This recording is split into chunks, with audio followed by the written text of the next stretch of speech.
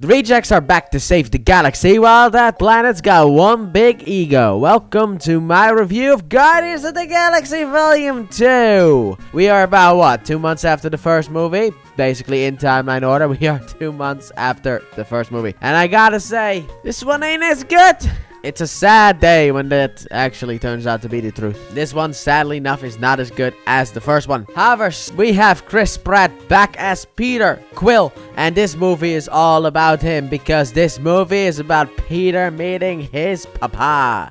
And there's a lot of emotional moments that we get with Peter Quill in this movie. And I really enjoyed that very much. He opens up about, not really having a dad. And to be honest, as someone whose parents were divorced and whose dad, didn't really care about him, I can relate. A dad that can go play catch with. I can understand his pain. Next up, we have Zoe Saldana back as Gamora. And to be honest, she is basically the same as in the first movie. I mean, she's warmed up to the rest of the crew, which is nice to see. But as a character arc, we don't really have a character arc for her. Because by the end of the day, this is Peter Quill's movie. Same goes for Dave Bautista as Drax the Destroyer. Not necessarily that big of an arc. He is still the funniest character in the movie, but that seems to be really his only role. Him taking things literally also kind of seems to have been gone from this movie. I feel like that was a joke that they did in the first movie, but then they just kind of dropped in this movie, which is really weird because that was kind of like the defining thing. Next up, we have Vin Diesel being the voice of Baby Groot, or whatever you want to call him, but Baby Groot. And, my goodness, Baby Groot is very adorable. I will say that. However, the adorableness does come at a cost for certain scenes. I'm not gonna spoil it here, but there are scenes in this movie where it's like, you didn't have to do that. You did that in order for just the funny, and because of the fact that, it's a baby or like a kid. So we have to go in that direction, we gotta go with the funny kid not being smart thing. When it's like, you didn't have to. I liked Baby Groot in this movie, but there's 3 scenes or so, I'd say, where it's like, yeah, I kind of wish you weren't. But in the rest of the movie, Baby Groot is great.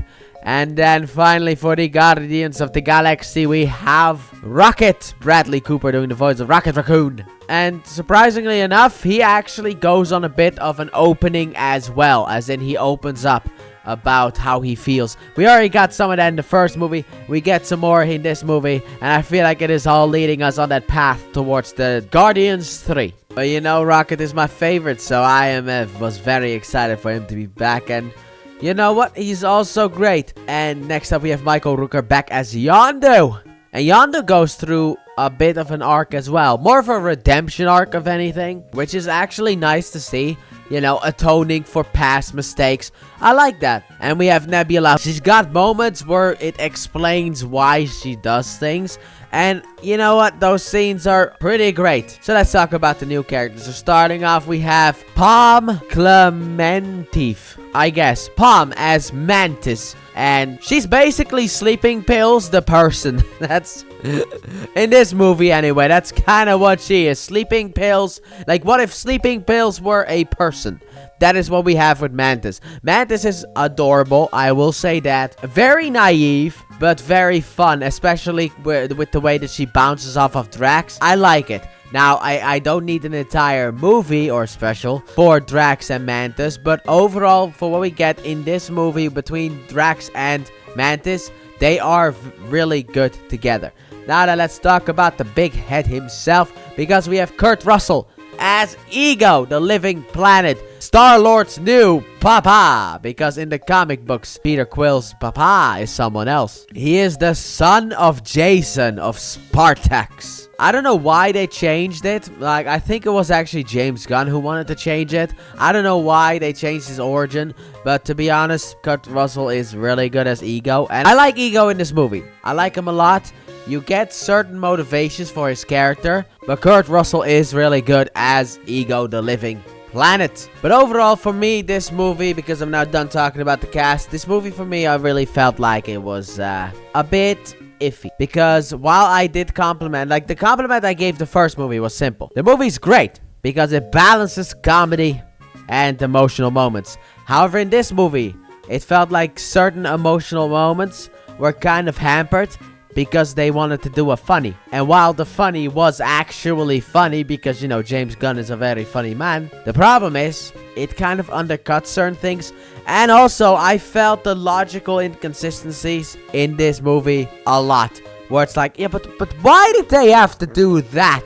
Or why this? Or why don't you just speak? It's like, oh, hey, I have some, like, there's a character in this movie who at one point is like, oh, I have something to tell you. Something bad. And it's like, okay, cool. And then someone else walks in and it's like, never mind. And I'm like, why would you not say, what? Okay, cool.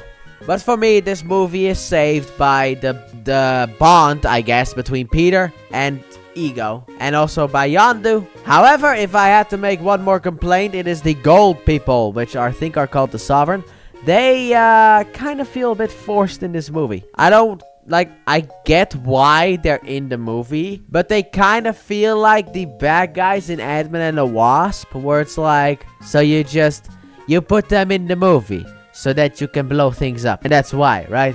You just put them in the movie to blow things up. It's just like, it kind of makes the movie feel a little bit more stuffed. However, it does lead to something, and what it leads to is really important. The problem is, I feel like they kind of overstuffed the movie and the comedy and the other stuff. So, let's just get into the final verdict. So, my final verdict for Guardians of the Galaxy Volume 2 is going to be an 8 out of 10. While I do believe that certain moments do get ruined by the comedy, not all of it does. And there's a lot to love in this movie. There's a lot of emotional moments. It's really pulling at your heartstrings, but it is a little bit overstuffed, and sometimes the comedy can be a bit too much. But that has been my review of Guardians of the Galaxy Volume 2. So comment down below. Tell me what you guys think about this movie. Did you love it? Did you hate it? Because this movie is actually very mixed. People who I personally respect in the reviewing era, you know, it's kind of weird how this movie is so polarizing, when I personally was like, yeah, but this movie's pretty good. But it's not perfect. It has its faults. It has some illogical inconsistencies. But overall, I will say it's just an 8 out of 10. So, with that being said, thank you all so very much for watching. I hope you guys have enjoyed. And if you did, please like button, subscribe if you're new, if you're done already, turn on notifications. And don't forget to check out my Let's Play channel. Link in the description and at the end of the video. And I'll see you guys next time for a couple of little shorts called I Am Groot. Bye!